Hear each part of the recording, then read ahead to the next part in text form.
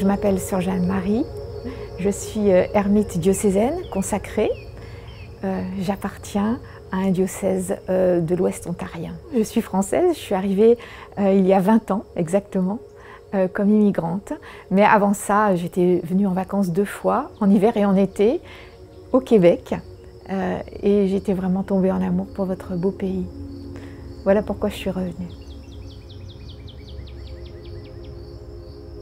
Alors vous ne me voyez pas parce que je suis ermite et les ermites ils ont une vie de silence, solitude et prière, une vie cachée au service du monde. Un ermite prie pour le monde, voilà pourquoi je suis cachée. Être ermite c'est un appel de Dieu, c'est comme d'être mariée ou religieuse. Moi, j'ai rencontré les bonnes personnes qui m'ont dit que cette vie-là existait parce que moi, je n'étais pas capable de vivre en communauté. J'ai essayé la vie communautaire, mais ce n'était pas pour moi. Mais après, je me suis dit, mais qu'est-ce que c'est le reste? Qu'est-ce qui existe d'autre? Donc, je travaillais à mi-temps et le reste du mi-temps, j'étais toute seule chez moi et j'écrivais des icônes tranquillement. Et puis un jour, j'ai rencontré quelqu'un qui m'a dit « mais pourquoi tu ne serais pas ermite ?» D'ailleurs, c'est un évêque qui est venu me voir et qui m'a dit, l'évêque de mon coin, qui m'a dit « mais avez-vous pensé à cette vocation ?» Et moi, je ne savais pas ce que c'était. Mais je savais vaguement, j'avais appris à l'école qu'il y avait des ermites en Russie et tout ça. Mais est-ce que ça faisait partie de l'Église? Alors, ce que ça m'a apporté, eh bien, à travers les vœux de pauvreté, chasteté, obéissance, ça m'a apporté énormément. La pauvreté fait mes délices, je dirais, un peu à la suite de Saint François, parce que je dépends du Seigneur pour ça aussi. Je dépends de lui pour ma vie et je dépends de lui pour tout. Ça m'oblige aussi à faire les courses d'une autre manière, à m'habiller d'une autre manière, avec un esprit plus écologique, aussi plus vrai.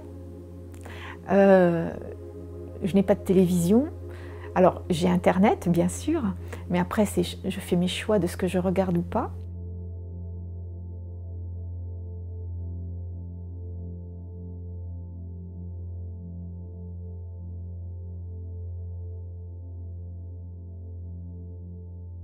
J'essayais de rentrer dans ce que les autres attendaient de moi, de ce que la vie attendait de moi.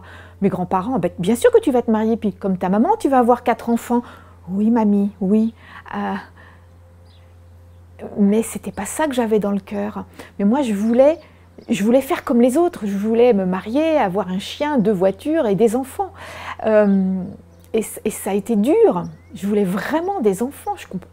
Je ne concevais pas mon ventre sans enfants.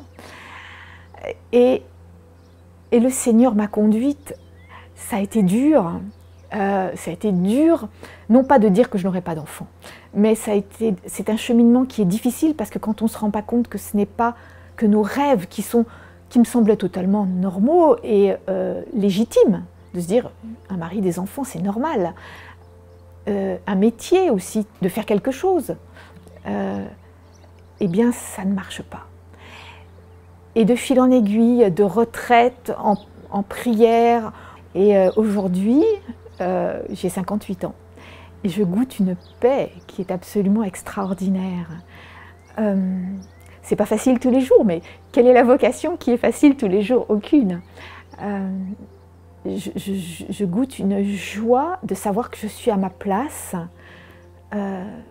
et que j'aime et que je suis aimée. Mais j'aime et je suis aimée d'un amour fou.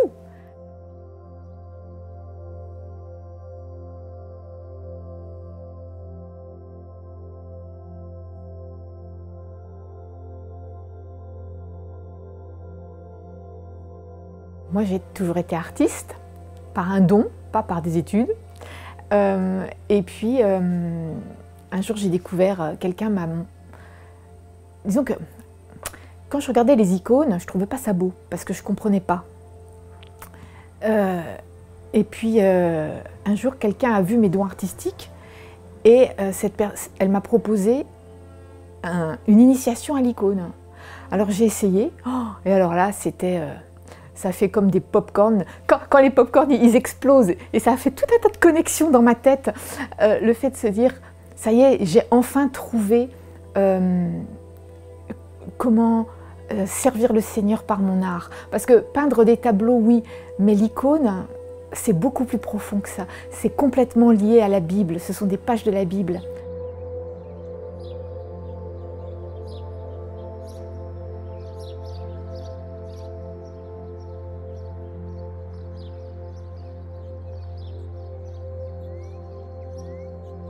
Il ne faut pas être ermite pour écrire des icônes.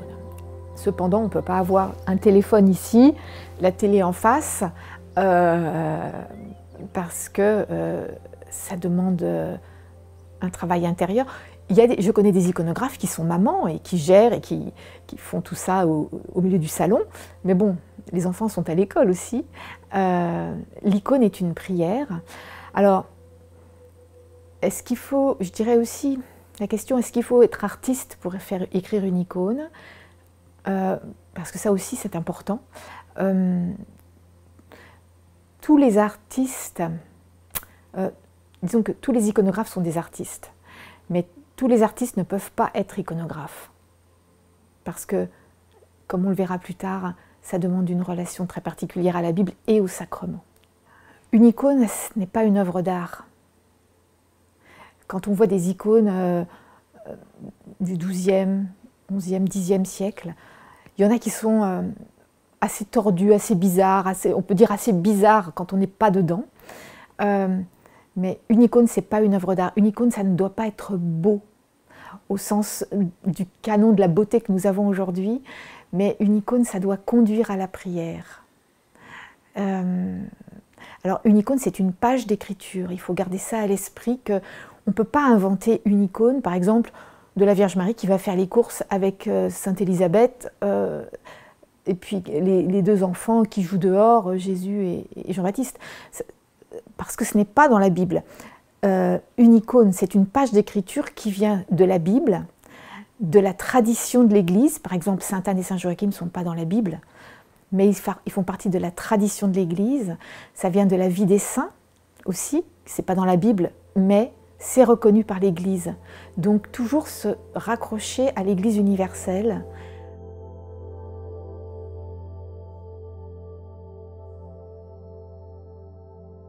Un iconographe, il a une mission dans l'Église, il a un ministère. Il a le ministère de donner une page de la Bible, ou une vérité de la tradition, une page de la vie des saints, reconnue par la Sainte Église.